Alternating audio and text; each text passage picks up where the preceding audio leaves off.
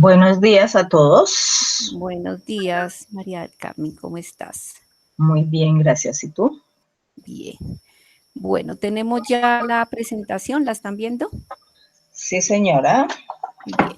Entonces, pues para ubicarnos, hablamos algo de variables cualitativas y cuantitativas. Yo creo que eso nos quedó claro, pues a todos, por lo que vi, que además se pueden clasificar en discretas y continuas, discretas que toman valores puntuales y continuas que sí pueden tomar valores intermedios. Luego hablamos de las 4 escalas de medición, la nominal, ordinal, intervalar o de razón.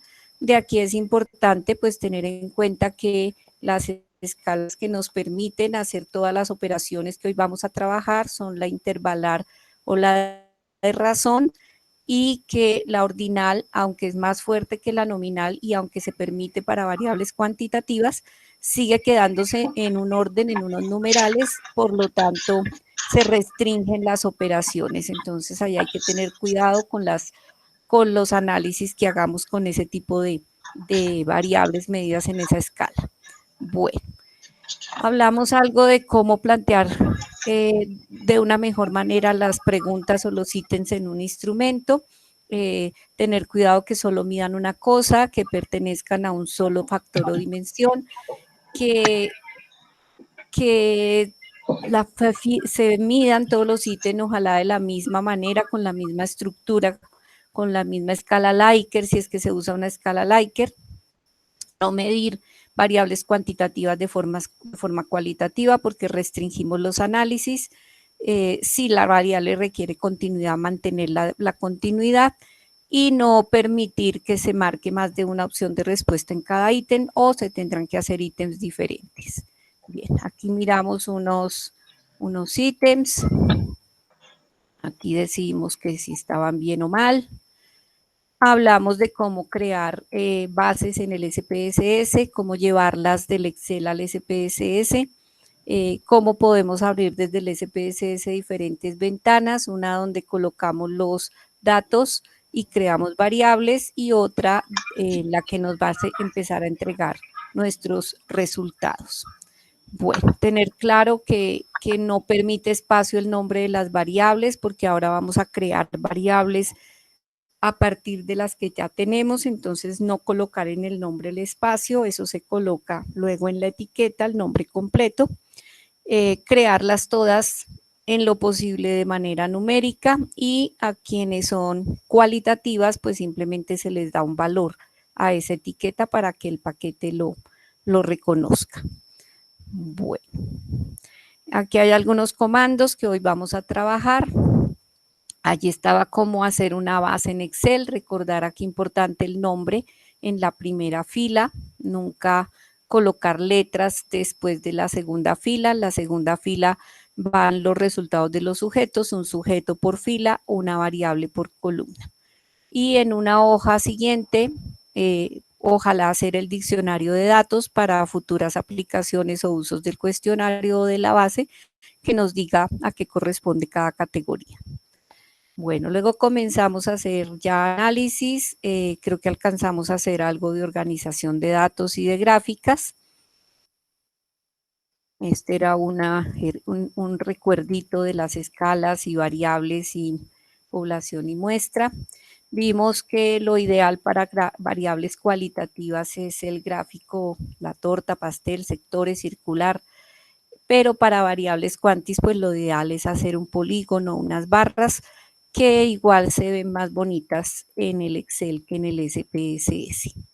No hemos hecho tablas cruzadas, ahorita hacemos tablas cruzadas donde nos va a mostrar una tabla con dos variables y nos va a permitir pues establecer frecuencias y porcentajes por filas, por columnas o por casillas.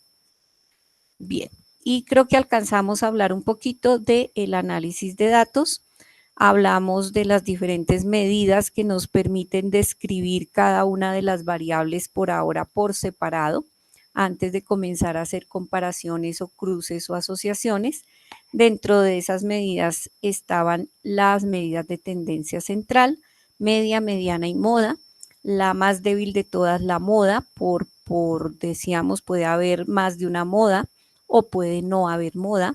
La mediana útil para variables que estén medidas en escala ordinal, cuantitativas pero ordinal.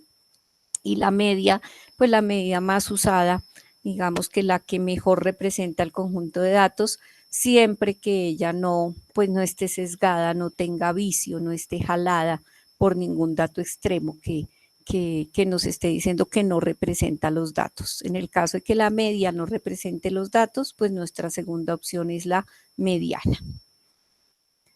Bien, que la media es el valor que está situado en el centro del conjunto de datos, que si no todos los datos tienen el mismo peso o valor, se debe hacer una media ponderada.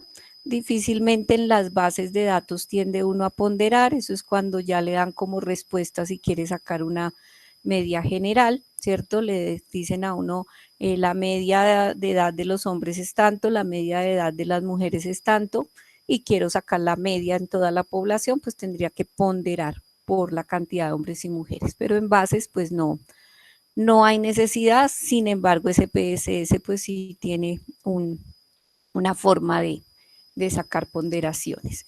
Bueno, hablamos de algunas propiedades de la media, sobre todo la segunda, que nos va a decir que buscamos desviaciones al cuadrado. ¿Por qué al cuadrado? Porque las desviaciones respecto a la media solita daría 0. Y que esas desviaciones al cuadrado siempre son las más pequeñas posibles si las hago con la media, así las calculo con otro valor. Eso nos va a permitir ya ahorita que pase a las siguientes medidas, establecer cómo se miden variaciones o desviaciones.